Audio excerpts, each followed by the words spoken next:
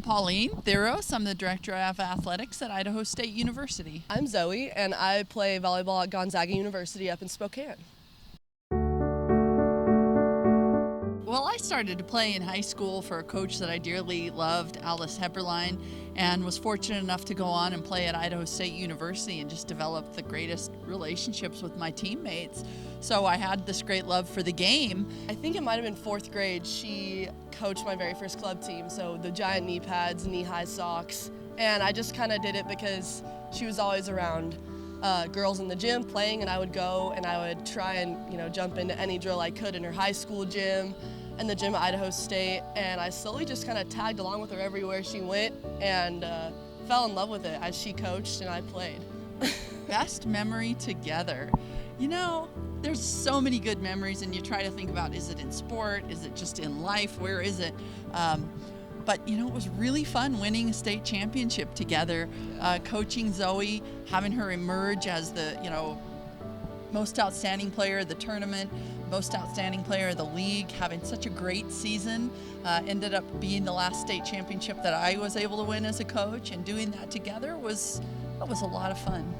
I think I'd have to agree, because I remember it was game point in the fifth set and she called a short serve.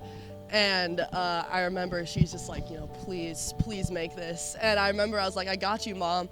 And I hit it, and she just looked at me, and that's when we won, and it was a pretty cool moment. I just decided when she went off to school that I was going to, whenever I had time, whenever the day arose, I would book the plane ticket and go when I could catch a game. And that meant a lot of times I'd catch Thursday night games, but not Saturday games. I wasn't going to try to plan everything perfectly or, book way in advance, or worry when it was just a day in advance and a ticket was expensive. If I can go, I take that day and I go. You only live once. And doing that, I really was able to see quite a few matches of the season and not neglect anything back home with my Bengals, which is important to me as well. I know she's always there watching. I knew she was, every game she'd be on a football sideline tuning into the score, and I'd get a text right after the game saying, I'm proud of you, I love you, or, pick it up, that kind of thing. So I always knew she was watching. Being an AD is challenging no matter who you are, and I think that you always just have to keep in mind that you're a great example for young women who might have at some point thought, there aren't very many women who are athletic directors, and sometimes there aren't very many women who are even head coaches. And the old saying, you've got to see it to want to be it.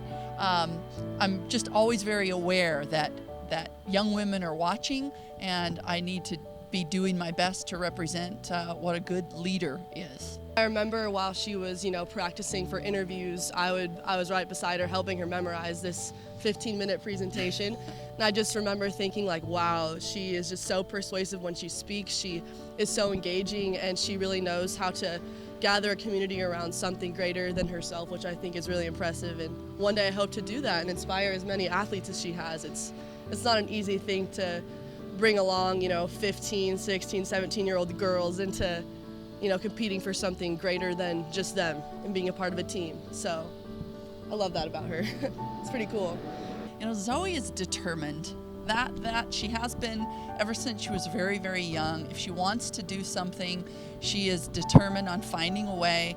And finding a way might mean working harder. It might mean learning something. It might mean building some kind of relationships. But when she wants to do something, she's determined to do it. She'll find the way, and then she'll be very, very focused to get there. And I love that about her. I'm most proud of just her independence, her ability to be herself, to be on her own. I don't think there was one moment of separation anxiety when she went off to school. And I just feel great that she's such a confident woman that was able to go forward, make decisions, make good decisions, work hard for something that she loves. And I guess it's the hardest thing is letting them go off on their own, but the proudest thing is just seeing how independent they are to go off on their own. Fearless is a word that we use a lot when, in practice or during a game. It's something she reiterates a lot, is there's never any doubt, there's never any fear, there's never any regret, there's only attack. That's kind of the phrase we use in a game. And I think that's really, relevant to describe her with, is that she, like I said, she goes and gets what she wants, and she's not afraid of it. And she does everything with courage And, you know, I really do admire that about her.